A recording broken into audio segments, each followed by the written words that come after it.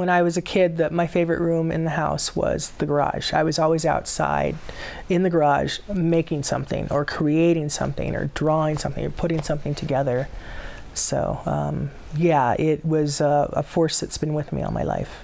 This black and white photo don't capture the skin from the flash of a gun.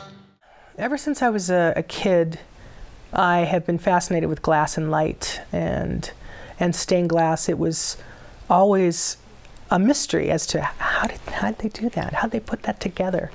And I grew up in Chicago, so I saw a lot of Frank Lloyd Wright stained glass and Tiffany stained glass. And I finally, I guess about 15 years ago, I took a class, a stained glass class, and immediately I was like, this is it. I really like this. I like the shapes, I like the glass because it's so vibrant and the colors are amazing.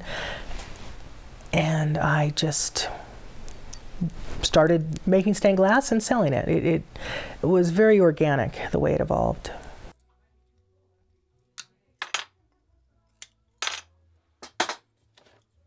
I never woke up one day and said, I'm going to be a stained glass artist and this is going to be my business.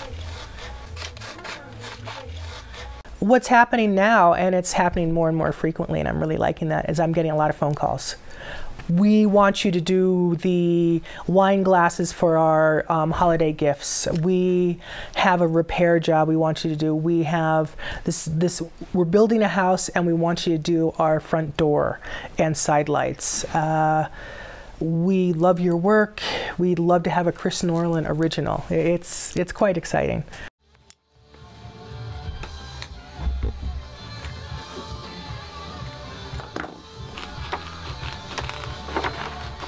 Sometimes I can completely isolate and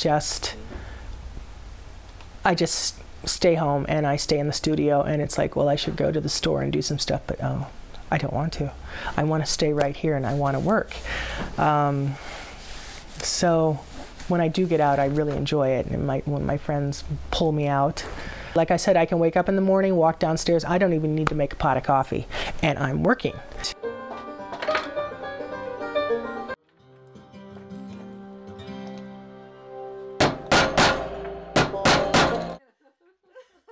Mary let me sit in on a couple of the workshops, and I just realized, I realized I was surrounded by people who love to write as much as I love to create.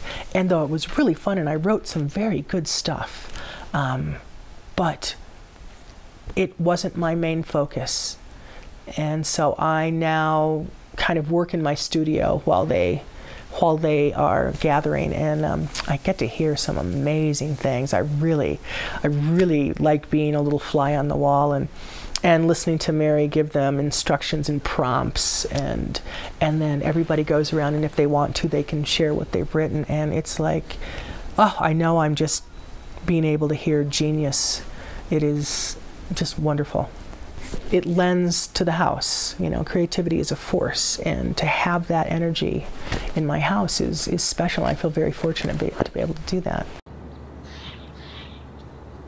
I can walk right out my door and walk up the street, and I'm in the woods in minutes. And so now I'm always looking around for stones that I could possibly pick up and balance, and that in itself is a meditation, because you have to be exactly where you are with that stone, working with the balance. So it's a kind of a moving meditation. I think there's nothing more exciting with that stone when you feel it release from your hands, and it allows you to let go, and it stays there. He's my little prodigy grandson. He just loves what I do, and he always wants to be right there next to me, helping me and learning, and he's just a sponge. If you have an inkling or a burning or a need, try it, do it, and listen to that voice. Don't second guess yourself. Go with your first strong feeling, because if you don't, you'll always come back to it, because it'll say, see, I was always here. I was trying to get your attention. So And don't give up, and believe in yourself.